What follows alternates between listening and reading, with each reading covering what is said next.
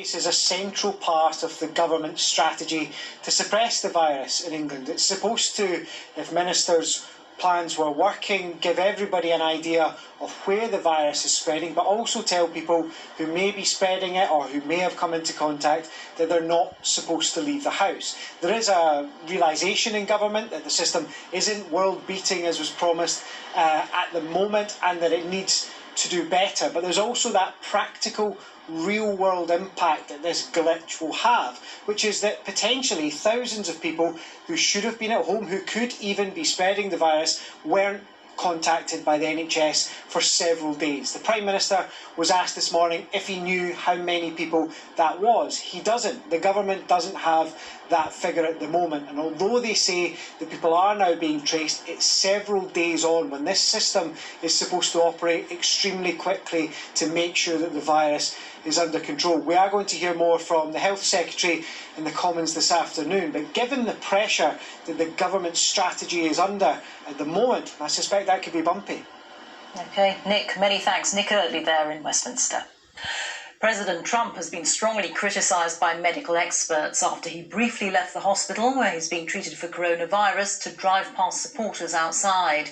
His critics included a doctor at the hospital who described the move as outstanding irresponsibility for potentially putting others in the car at risk. The sudden appearance came amid continued speculation about his condition. Here's David Willis. The US government's medical experts advise coronavirus patients to stay in their room and only venture out if it's medically necessary. Not this patient. Accompanied by Secret Service agents in protective gear, President Trump embarked on a slow drive around the Walter Reed Medical Center to wave to supporters who've maintained a vigil there since he was admitted 3 days ago. Great patriots, in his words, and whilst the president himself was wearing a face mask, few of them were doing the same.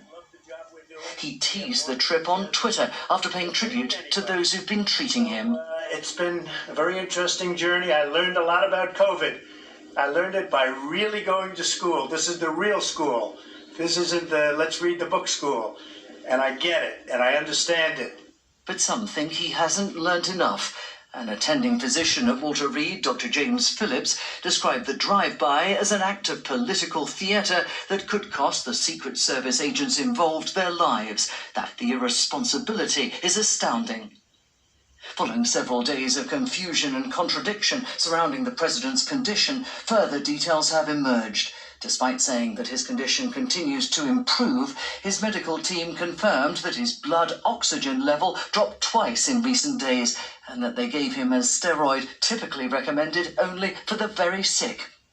Pressed about how their information had conflicted with that from the White House, the president's personal physician acknowledged he painted a deliberately rose-tinted picture of his patient's condition. I was trying to reflect the upbeat attitude that the team, the president, that his course of illness has had. Didn't want to give any information that might steer the course of illness in another direction.